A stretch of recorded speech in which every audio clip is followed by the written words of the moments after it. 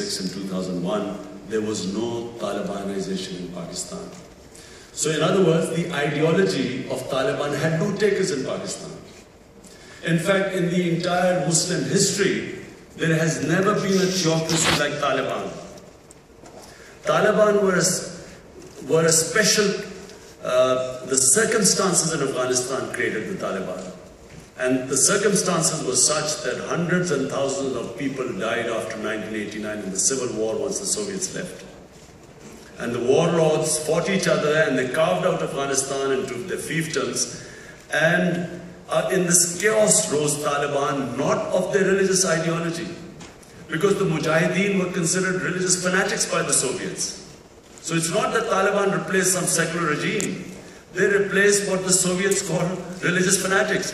The reason why Taliban succeeded was they promised the people of Afghanistan, war-torn Afghanistan, the rule of law. So, if you understand that, then how did Taliban appear in Pakistan? In 2004, Pakistani forces were sent into Waziristan, 2003, 2004, because the Americans pressed the Pakistan army that after Tora Bora, some Al-Qaeda had crossed over because the border was, it was adjacent to the tribal areas. So they had said some Al-Qaeda had come into Pakistan. That's why the Americans forced the Pakistan army to go there. Now, initially when the Pakistani army went in, they were garlanded by the tribesmen. In fact, 240 Al-Qaeda were handed over to the Pakistan army by the tribal people. The blunder made by General Musharraf, and I really say that this was blunder, and my speech is still in the parliament, which I made when he started military operations in Waziristan. The blunder he made was that rather than using the tribes to capture Al-Qaeda or stop insurgents going on to the other side, he sent the Pakistan army. This was a blunder because Pakistan army went into the tribal area like a bull in a china shop. How could they tell who was a militant? Every man in tribal area is armed. So how would the Pakistan army know who's a militant? And secondly, when they were attacked, or when they did a couple of operations and they were attacked by the tribes, they ended up using helicopter gunships, F-16s, artillery to bomb villages.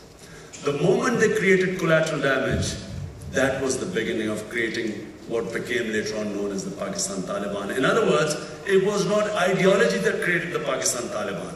It was a reaction to collateral damage. The tribesmen reacted. Revenge is part of the code of honor. That's how we ended up creating militants in Pakistan.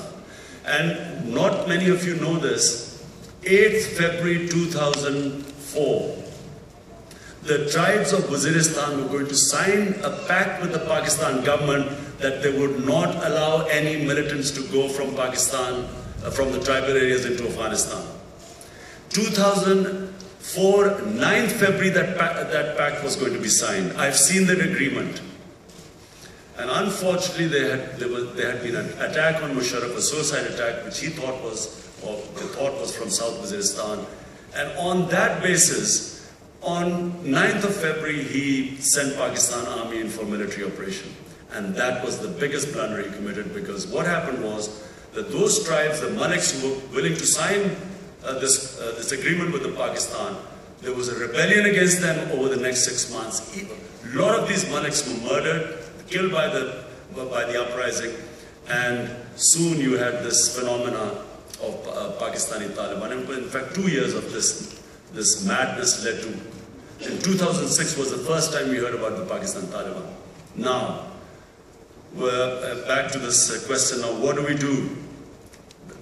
So the moment you disengage, now what has happened is that who is fighting under the Taliban? Number one are the Pashtun nationalists who've reacted to collateral damage, who've reacted to the NATO occupation of Afghanistan. Because remember, the Pashtuns are the most xenophobic people.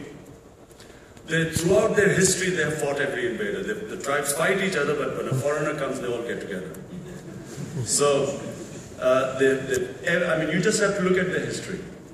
So the moment the NATO occupation forces landed in Afghanistan, Taliban ceased to be Taliban but became Pashtuns. And the moment they became Pashtuns, they were always going to get help. Now, so they are Pashtun nationalists. There is very hardly any, but some small numbers of Al-Qaeda. They are the ideological Taliban, which is again a minuscule proportion, but actually now have assumed leadership role. But the foot soldiers are either effectees of collateral damage or Pashtun nationalists, or who think the American war is not against terrorism but against Islam. So if it's a war against Islam, I'm telling you, it's a never-ending war. There will never be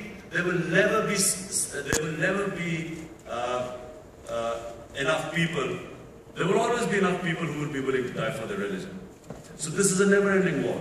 That's why Pakistan, when NATO leaves Afghanistan, obviously this frenzy will stop. But in the meanwhile, Pakistan must disengage, because otherwise we are the biggest target of these this growing militancy and extremism which think that Pakistan is supporting the US. So now the question is, what if it doesn't happen? If you understand the phenomena, you know that military is not a solution. First of all, decide one thing: military is no solution now. All it is doing is it's being counterproductive. They can't tell who's a militant, who's not. They end up bombing villages, whether it's drone attacks. I mean, the idea that drone attacks are specifically targeting militants. A bomb explodes in a village, mud houses, and it only kills militants is just a myth. There's massive collateral damage taking place. The main beneficiary of collateral damage are the militants. So anyone to seek revenge then becomes a Taliban. Then there's massive unemployment in that area. There's their agriculture is destroyed, their trade is destroyed. So young people are joining the Taliban because to become a Taliban, you can actually, there are various groups who are, the biggest business going is kidnapping for ransom now. So that's how they make money. Or they will join the Taliban who have enough money to pay the foot soldiers. So it's just getting worse. The moment you disengage, moment a sovereign government comes in, it's no longer, they're not fighting America's war, that's when you will deconstruct this whole thing and then isolate maybe the ideological Taliban, which I think are not that many, and maybe Al-Qaeda, you will, but who will do it? The people of your tribal areas. They are the ones. That's why I keep the whole march was engage them. Once you win them over to your side, you win the war. You keep pushing them over to that side by bombing them, causing collateral damage. It's a never-ending war. Yeah.